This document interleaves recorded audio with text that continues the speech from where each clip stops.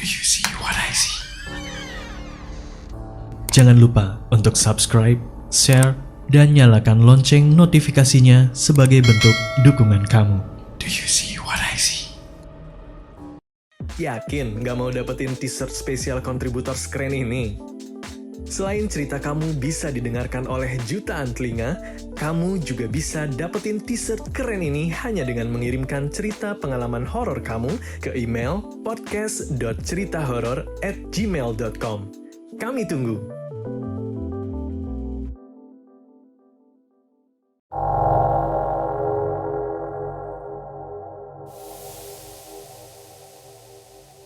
Halo semua,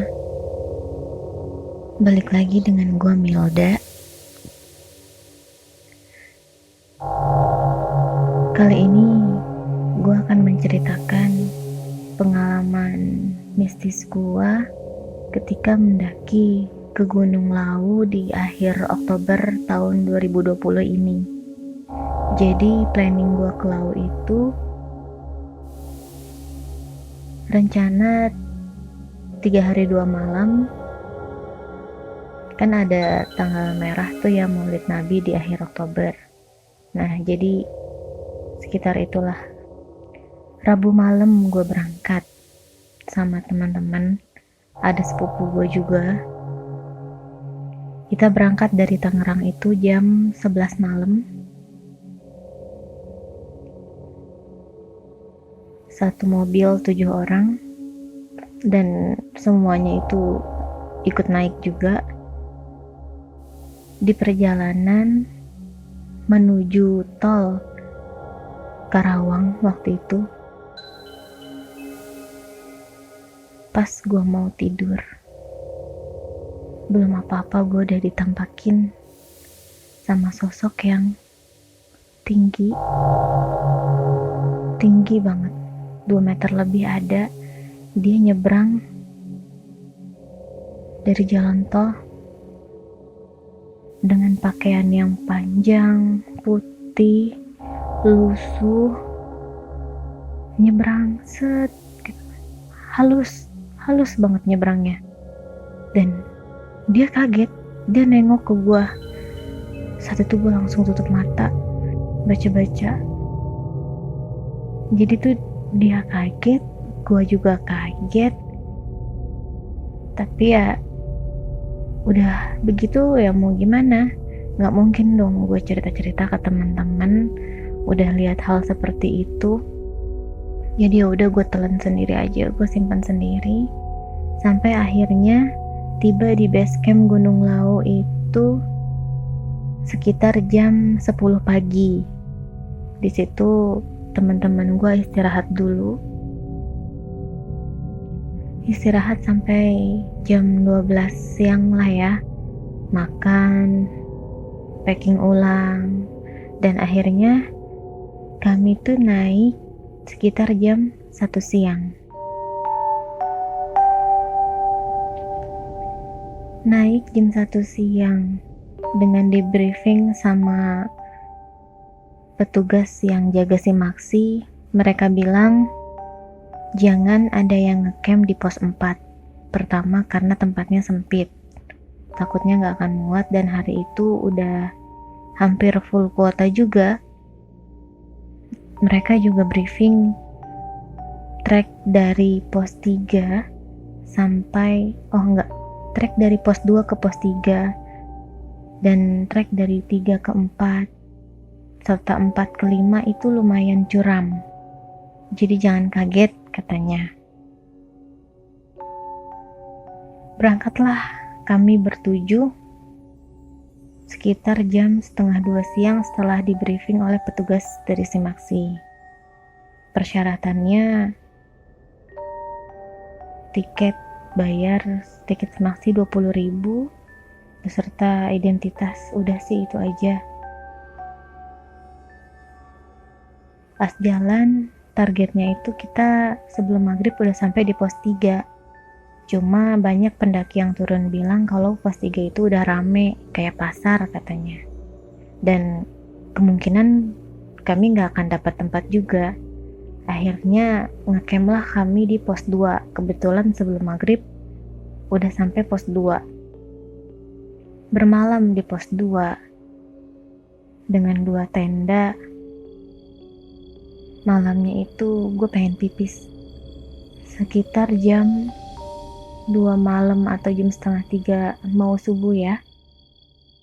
Itu gue pipis di balik shelter. Di pos 2 itu ada shelter, di belakang shelter itu gue pipis, misi-misi, numpang-numpang. Gak lama itu ada suara ketawa. Cuma ya gue diemin aja. Bagi gue masih wajar kalau ada suara ketawa di dalam gunung. Gak lama gue pipis, dan dengan buru-buru juga gue balik lagi ke tenda. Sampai akhirnya pagi tiba. Jam 9 pagi kita mulai start lagi. Berarti itu udah hari Jumat. Jam 9 pagi kita mulai start lagi untuk naik.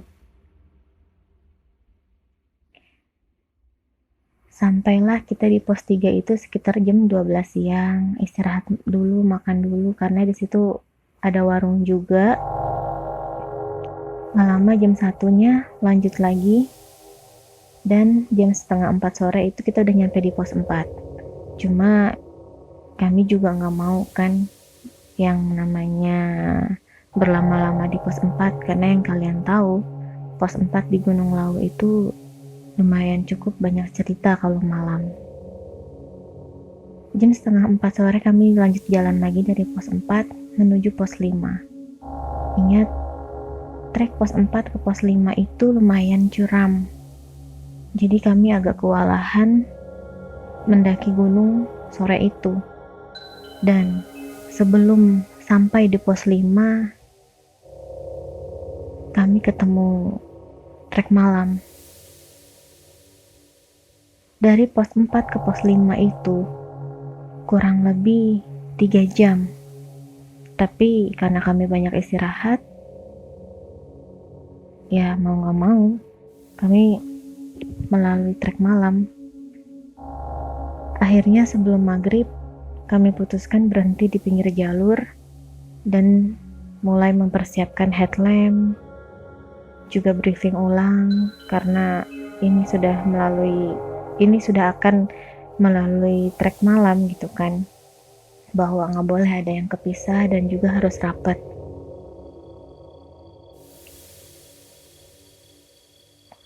Akhirnya setelah istirahat, maghrib sudah lewat, kami lanjut jalan lagi.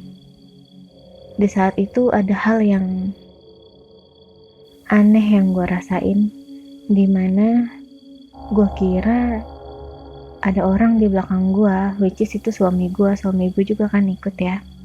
Ternyata pas gue nengok, nggak ada orang di belakang. Padahal itu jelas banget kedengeran ada suara langkah kaki dan suara tas yang keguncang-guncang sama langkah kakinya gitu. Tapi ini nggak ada.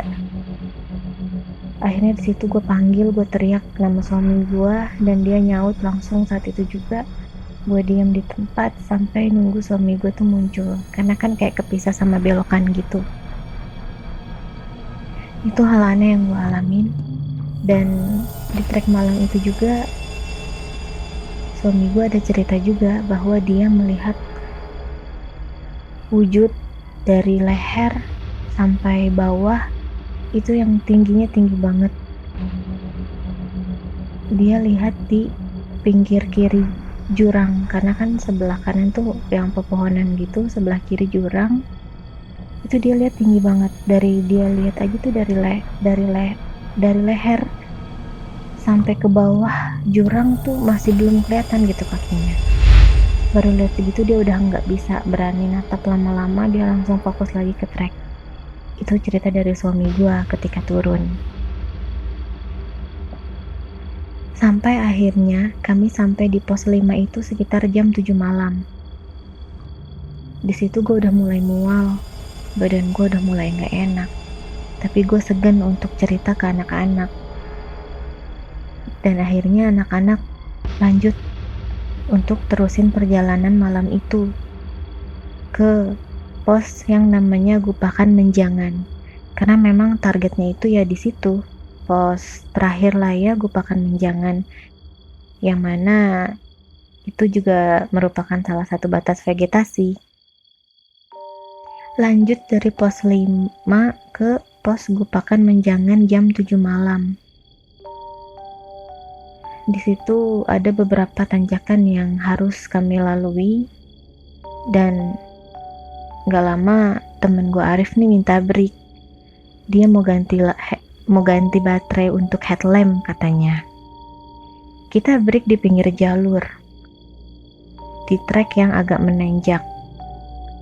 Dan selama temen gue ini, Arif, ganti baterai, gue ngeliat ke arah bawah. Gue lihat kayak ada sosok lagi naik gitu ya. Gue kira itu pendaki. Bahkan udah hampir keluar di mulut gue. Woi awas, ada pendaki mau lewat, tolong minggir. Gue udah hampir mau bilang begitu. Tapi ternyata pas gue pastiin lagi, kok pendaki nggak pakai headlamp, padahal posisi malam jam 7:30. Tapi kok dia jalannya agak ngelayang. Nggak lama gue perhatiin, ternyata sosok itu ngebentuk apa ya, kayak bulatan putih yang bentuknya abstrak, kayak gumpalan asap ya. Lama-lama gue perhatiin dia malah belok ke semak-semak. Itu gue kagetnya minta ampun. Kaki gue langsung gemeter, gue peluk saat itu juga. Gue baca-baca, dan lagi-lagi gue gak berani bilang ke anak-anak apa yang gue lihat itu. Gue takut mereka ikut takut nantinya. Akhirnya kembali lagi gue telan hal-hal yang seperti itu, dan sampailah di pos Gupakan Menjangan itu jam 8 malam. Ketika sampai, teman-teman gue ini langsung sigap buat ngediriin tenda, dan gue izin permisi dulu ke mereka. Gue bilang gue pengen pipis, padahal di situ gue muntah-muntah. Tapi muntahnya gue itu bukan muntah yang muntahin makanan gitu, muntah air. Orang-orang bilang katanya kalau muntah kayak gitu ketempelan. Gue ditemenin suami gue malam itu. Gue cuma cerita ke suami gue. Ya udah, akhirnya baca-baca aja sampai udah mendingan dan lumayan agak lemas. Harusnya gue akan yang masak ya, karena cewek di situ tuh cuma ada 2, sepupu gue dan gue. Cuma karena malam kedua itu gue udah mulai lemas, jadi yang masak itu sepupu gue beserta teman-teman yang lain.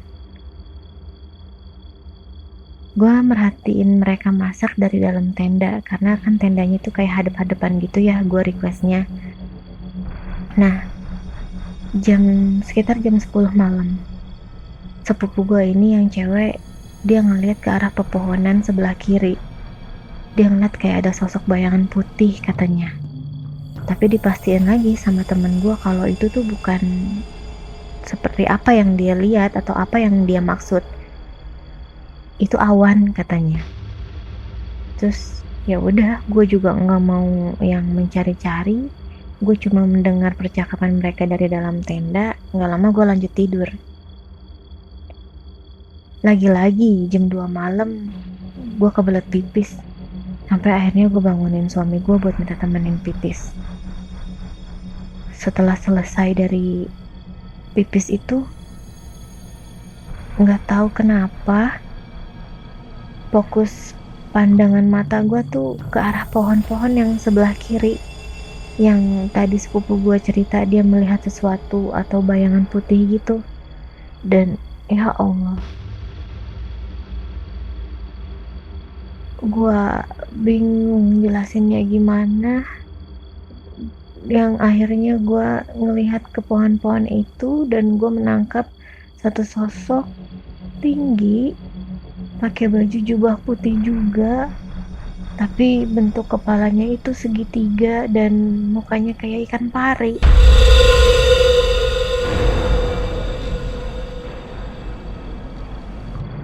Gue bingung setengah mati, itu makhluk apa ya Allah.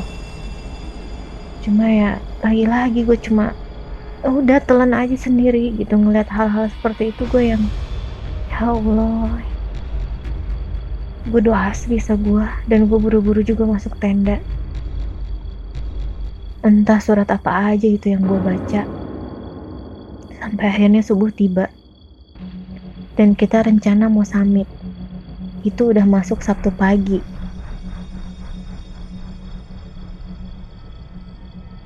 Posisi jam 5:30 kami masih di pos Gupakan Menjangan dan udah siap-siap mau summit ke puncak.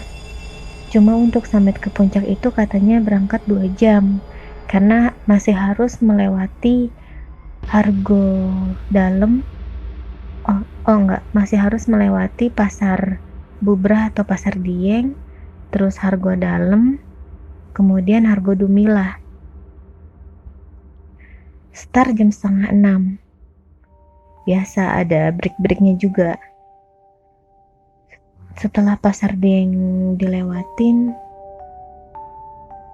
di situ gue sempat minta break kan.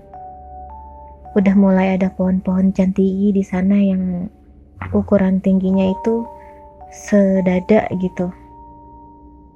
Di saat gue break, lagi-lagi entah kenapa pandangan gue itu fokus ke pohon cantigi yang tingginya sedada. Gue perhatiin lama di pohon itu. Pohonnya tuh posisi agak bawah karena kan gue juga break di posisi tanjakan gitu. Posisi pohonnya ada di bawah gue. Gue liatin lama. Gak lama ada muncul sosok pendaki cowok, rambutnya bergelombang, panjangnya seleher, tatapan matanya tuh yang apa ya, sendu gitu, pilu, kayak pengen nangis tapi ya gimana. Gue nggak paham itu apa dan kenapa, ya Allah kok bisa gitu. Cuma ya gue ngoceh dalam hati. Gue bilang, lu mau minta tolong atau gimana? Gue nggak bisa, gue nggak paham, gue bilang. Dan nggak lama dari gue ngoceh dalam hati gitu, bayangan itu hilang. Lagi-lagi gue diem. Gue nggak cerita ke teman-teman gue telan sendiri, dan akhirnya naik lagi sampai di Hargo Dalam, di tempatnya warung Boiem. Di situ kami isi perut dulu, sarapan pagi. Di situ sampai kita jam 8:30, dan ada toilet juga. Setelah selesai sarapan, kami lanjut lagi untuk ke puncak. Alhamdulillah sampai puncak jam 9:30. Agak gerimis pagi itu. Dan balik-balik dari puncak itu sekitar jam 10:30. Selesai foto-foto dan lain hal. Balik lagi jam 10:30 dan sampai tenda itu lumayan cepet. 11:30. Kalau turun memang lebih cepet ya dibanding naik. 11:30 sampai tenda, ya biasa bikin cemilan, kopi segala macem. Nggak lama hujan turun deras badai yang mau, dan hujan itu nggak ada redanya, nggak berhenti. Yang mau nggak mau kami nginep lagi semalam di situ. Jadi malam minggu gue masih di pos Gupakan Menjangan. Diputuskanlah menginap karena nggak mungkin turun juga karena kondisi cuaca yang buruk. Jalur juga pasti akan licin parah dan pasti akan ketemu trek malam lagi. Gue juga mikir ulang gitu. Tapi alhamdulillah malam terakhir gue nggak nemuin apa-apa lagi. Gue benar-benar gue telan. Nggak gue ceritain sama sekali karena pengalaman dari sebelumnya. Turunlah kami di Minggu pagi. Sekitar jam 7 pagi kami turun dan sampai di base camp itu sekitar jam 2 atau jam setengah 3 sore lah. Dari situ biasa makan, mandi, siap-siap, dan hujan mulai turun lagi disertai kabut. Sore itu kami nggak boleh pulang sama orang base camp karena jarak pandang cuma sekitar 1-3 meter. Bahaya katanya. Akhirnya mau nggak mau nunggu hujan reda dan kabut nggak ada gitu. Akhirnya kami pulang jam 9 malam. Nah, jam 9 malam itu kita mulai turun, udah di mobil. Alhamdulillah nggak ada yang kenapa-napa. Cuma suasana di mobil itu rasanya gimana ya? Lumayan mencekam gitu, karena mungkin gue udah mulai cerita apa yang gue alamin saat itu. Dan nggak ada yang lain gimana ya, yang lain tuh nggak ada yang ngalamin apa yang gue alamin gitu. Jadi cuma gue sama suami gue aja yang ditampakin, yang lain nggak ada hal-hal yang aneh. Malah sepupu gue yang lagi haid pun juga tidak mengalami atau melihat hal-hal yang aneh di gunung. Tapi ketika di mobil pas turun dalam perjalanan pulang, sepupu gue mual-mual, dia muntah-muntah. Dan muntahannya itu juga bukan muntahan makanan atau apa, muntahnya bener-bener real air. Sampai dia minta tolong ke gue untuk pijitin lehernya di belakang. Gue pijitin, dan gue pas pijit juga gue malah keikutan mual juga. Dari situ langsung gue baca-bacain ayat-ayat suci Allah. Alhamdulillah nggak kenapa-napa. Gue khawatir, gue juga agak panik, tapi harus tenang. Dan alhamdulillah masa-masa itu terlewati. Dan saat itu juga temen gue yang lagi tidur juga dia ngalamin rep-rep, gak nyaman katanya. Tapi ya balik lagi, setelah itu tidak ada kejadian apa-apa. Jadi itu dia guys, pengalaman gue ketika mendaki Gunung Lau yang rencananya 3 hari 2 malam, akhirnya gue lalui selama 4 hari 3 malam gue di Gunung Lau. Bayangkan gunung yang mendapat gelar menjadi salah satu gunung atau termasuk gunung yang banyak memiliki kisah mistis di dalamnya. Tapi ya dengan berbekal doa, insya Allah nggak akan kejadian yang seperti sebelum-sebelumnya. Jadi gua menghimbau kepada para pendaki, kalau mendaki itu memang banyak yang harus dijaga, termasuk attitude, mulut, dan ungkapan-ungkapan di dalam hati pun patut dijaga. Itu dia guys, cerita gua di Gunung Lau. Sampai ketemu lagi. Assalamualaikum.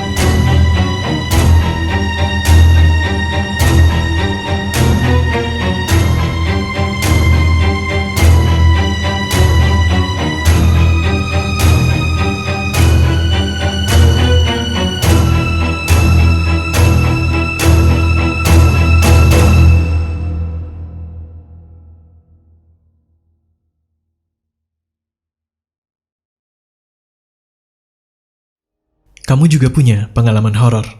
Kirim cerita kamu ke alamat berikut.